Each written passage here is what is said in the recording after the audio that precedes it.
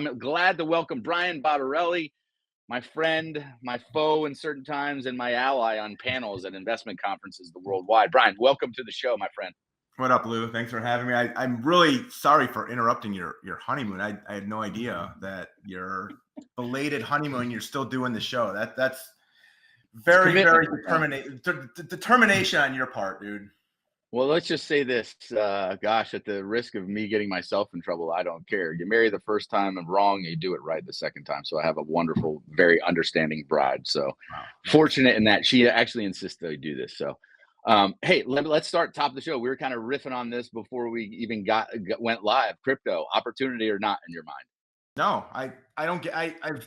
You and I have debated this multiple times. Actually, we're on the same page, so I love it. But I don't get it. Crypto is trading exactly like any tech stock. It's trading like any gold, metals asset right now.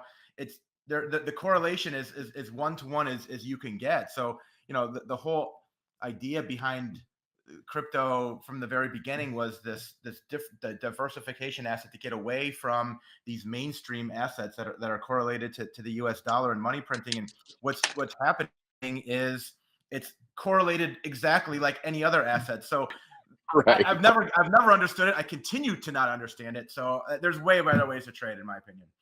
Listen, I think there's applications in crypto. I get more excited about the distributed ledger because there's ways actually to decentralize and then verify, have transparency. I mean, look, the government getting in a strategic reserve on Bitcoin. For me, I look at that positive from the standpoint: will the government ever get on the blockchain for their spending so that we could all see it and we don't have to go through these laborious processes or a Doge committee to find it all? So I see there's opportunities there. I don't know whether Elon Musk implanted me a Neuralink and is slowly changing my mind on crypto as a potential asset to own. But again, it's like gold for me. I don't own much. I own like a fraction gold and silver. I'm not one of those gold bug guys. It's like, look, sometimes it makes sense to have 2-3% in your portfolio allocation, but that's about it, nothing more. Yeah. But let's talk about more things that matter, right? You are a trader by trade. This is a crazy volatile market. It is. How the hell are you handling this? Because look, you have an impressive, unparalleled, unmatched track record in trading. So, but how do you do it in this market? Or what are some strategies that you're working and not working? Yeah, it right now. The training of how to trade in volatility is coming in big time. I began my career in the Apple computer pit on the CBOE, and it was during the .com boom and bust. So I was right out of college. I learned how to trade a volatile market, and what I learned there is still applicable, even more so today. And your intro, when you showed, the stocks typically go up, except for those massive drawdown periods when they go down. That's great if you had a 10-year time horizon, but guys like me and you, like, we're sitting here looking at it right now and we're getting punched in the face. Like, I want to do something about a downside drawdown while I wait for the chart to go up and to the right, which we know. So let me ask this: like, was this a practical thing? Like, were you paying a seat fee that you'd some months? Because there's other guys I know that were in the pits. Like, they would get to the end of the month and have a $17,000 fee for their license, and they're like, "I got to make 17 grand today just to stay in business." Were you in a similar situation? Yeah, the firm paid for that as right out of college as a trainer trainee, and then people decided to go off and get their own badge. I never got to the point of having my own badge. I left and just started trading on my own. But you still had to perform, right? Like, the firm's not going to pay for you if you don't perform in terms of your trading. Right, yeah. Like, there was a guy that I traded. He was in the Qualcomm pit, and this was back in the days when Qualcomm was $600 a share, and he's showing me his P&Ls, and he's up like 600 grand, and he thinks he's like, top of the part. I mean, he's over the moon, right? Then the .com bubble burst. Dude went from being up 600 to down 1.2, and he was not with the firm a month later. Stuff changes that quick, and I saw that. I'm just like, holy! Like, you can never get complacent in this market. You can never just get too high or low, and that's kind of carried with me all these years.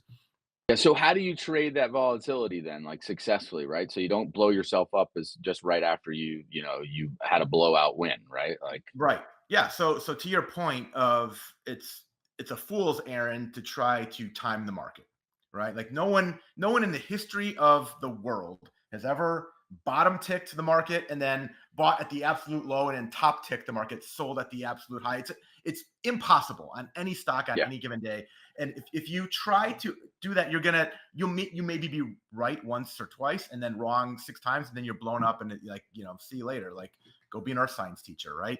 So the strategy right now that is perfect for this market that I've been using is to trade what are called strangle trades. So a strangle is a simultaneous purchase of a call option and a put option with 2 different strike prices. And essentially, you're long a strangle. So for example, we traded a strangle 2 times now on General Motors, and we traded right before the first tariff news came out, and GM, when the initial tariffs came out, it just got absolutely clobbered. And you want the stock to just make a large move up or down. That's the beauty of this, right? So, and that's for people that didn't have to take their Series 7 and understand strangles, straddles, condors. You're thinking, I mean, the analogy here is you're basically putting a collar, like hands around a neck of, hey, here's where the stock prices are. 1 strike here on the call, 1 on the put, and you want it to move suddenly and severely one way or the other, and therefore so if you're strangling your neck, you want it to move past one shoulder or past the other shoulder. So I mean, look at the market right now. Like, what's happening? We're seeing monster moves on a daily basis, higher and more than likely lower, right? So a strangle trade is perfect for this type of environment, because no matter if the market just crashes or just moons like it did yesterday, your strangle trade is going to be profitable as long as the put side, the downside leg, accounts for the call side leg. It's absolutely perfect. So we traded that. Look at this. This is why I love the fourth wall gets broken down. We have people can chime in right now. Pookie's Revenge, faithful listener here, is like, I heard we're talking about strangles in here. I think Pookie's a fan, man. Tell us, like, what's the type of gains you can make on a strangle, right? This is not like necessarily a super conservative, hey, I'm trying to squeeze 2-3% out. I mean, is it what's a typical, in your mind, a typical successful strangle trade? Yeah. So just today, we traded a strangle on CarMax. CarMax right now is down $13.62. It's down 17%. So the put option that we traded is up 257%. The call is down 98%. But you take those in aggregate, who gives a shit if the call is worthless? The put is up, almost 3x. So in this particular case, at current levels, we entered the strangle for $6.95. The puts alone have traded as high as 14. So I mean, it's a monster overnight win. I think our official gain on that was going to be maybe close to 40% overnight. We sold it right at the open, but like, still, you're making 40% overnight, and you don't care if the stock is going up or down. Yeah, dude. Yesterday, I made 30% overnight and gave some of that back in NXPI. Total fluke. And someone commented on there, like, "Hey, when you say buy this, can you tell us, like, buy right now?" I had no idea NXPI was going to surge 30%, but you set yourself up with a strangle where that's a very real possibility. All right, so we got another question for you, Mr. Bottarelli. So formal, Pookie. So formal. Right? Is there a preference for strangles in lieu of straddles in this kind of market condition? Yeah, You're going to have to break that down for people that don't know the difference between strangles and straddles and flying condors and any of those yoga positions that you traders do. The downward dog. I've never taken a yoga class in my life. I somehow know that one. Lies. I'll take the other side of that bet, but whatever. Continue. No, to address Mr. Pookie out there, I prefer strangles just because strangle, you're buying a different strike price, so you're paying a little bit less in premium to trade that 2-sided position. A straddle is you're buying the same exact stock price, so you're paying maybe a little bit more, right? And you're making a little bit less. So strangles, if we can get a huge move on a strangle, and I define a huge move as 10% or more. Yeah. I think you could put a strangle, you're putting the least amount of money in to get the maximum amount of money out. And my kind of, people ask me, like, how do you price these out? I enter these, and if the stock moves 10% on any given day, higher or lower, I want to make 100% on my strangle trade. So I kind of have like that 10-to-1 is like my general overall view. And, it worked like a charm today on CarMax. It worked on JP Morgan recently when the tariff, what did you call it? The tariff tantrum was happening. Yeah.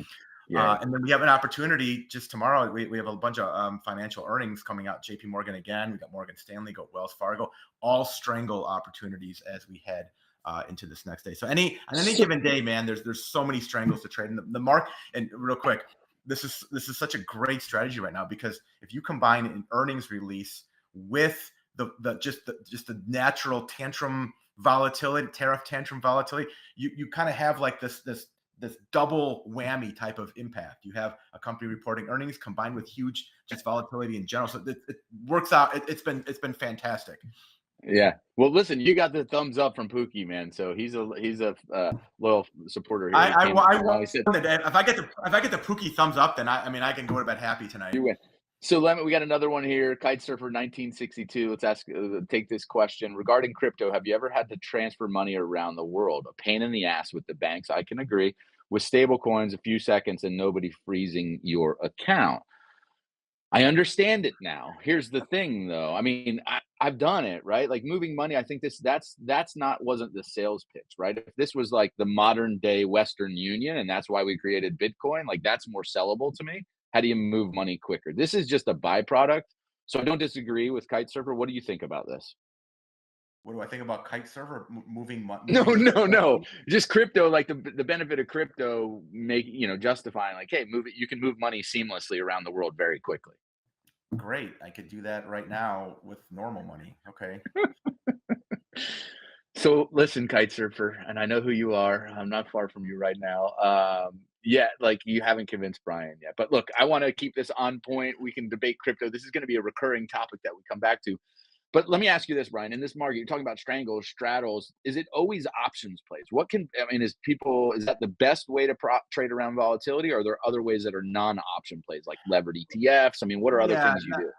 Non-option plays kind of harm you a little bit in the fact that you can't play up and down markets. You can go long some of these ultra index-based ETFs. DXD is one of them. That's the Dow.